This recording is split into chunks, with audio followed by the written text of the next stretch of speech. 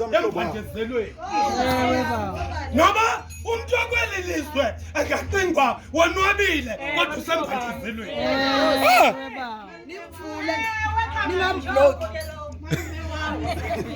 apha nomuntu anganento zonke kodwa unento zonke ephakathi My God. ngabaphuma emphandezelweni ngapha kwabubomu uthi lo mbhali sinobomu apho kungadobhozi nanundu ngoba uzabe sihleli nemfanekazi kwethu Thixo osula inyembezi emehlweni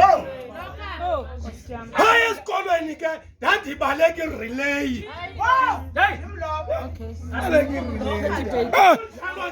ndandingumntu wokuqala ukubaleka ndonikwa omnye umntu kodwa xa kufikwa ekupheleni alizuvele lam igama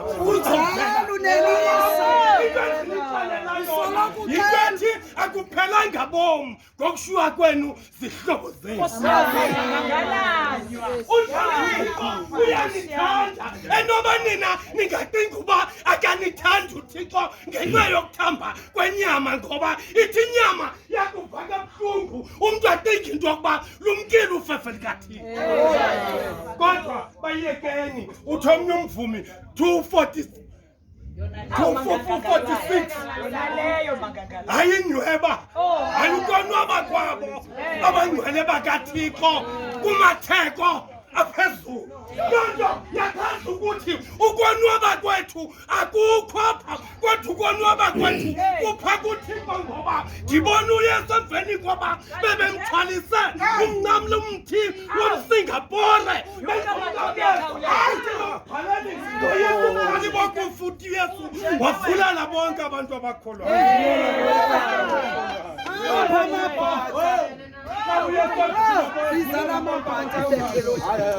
wabona phela ebhotsera kumhlaba kwa-Edom uthi umbhali ngabaphuma emphandezelweni phela ebhotsera kwa-Edom bawujika mani uluzivela ebhotsera kumhlaba kwa-Edom onqombela nkosi yami uthi limlimazile ihlabathi wafika uYesu enenduma wafika uYesu lalimazi ihlabathi mbona izulu lathi hlala ngasekunene kwakho nkosi yami ndizenza ihlabathi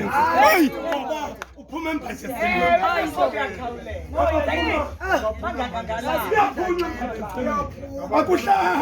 kuyaphunywa emphandezelweni kuzabakho imeko siyahamba ezizasibangela into yokuba athi uDavide uyehova ngumaluswa andiyi uswala uthi nasekufeni uhamba nabo siyahamba ngoba sisazawuwela umsinga wengcwaba sisingise kwinjengele zoloyiso athi umbhalapho akusekho kukhala akusekho nantoni bahlelapho bonwabile uthi umbhaleli wayibona imvana ime esazulwini ingenantloni yokuthi kubo nina ningabantu ngabathi nawe nguThixo wena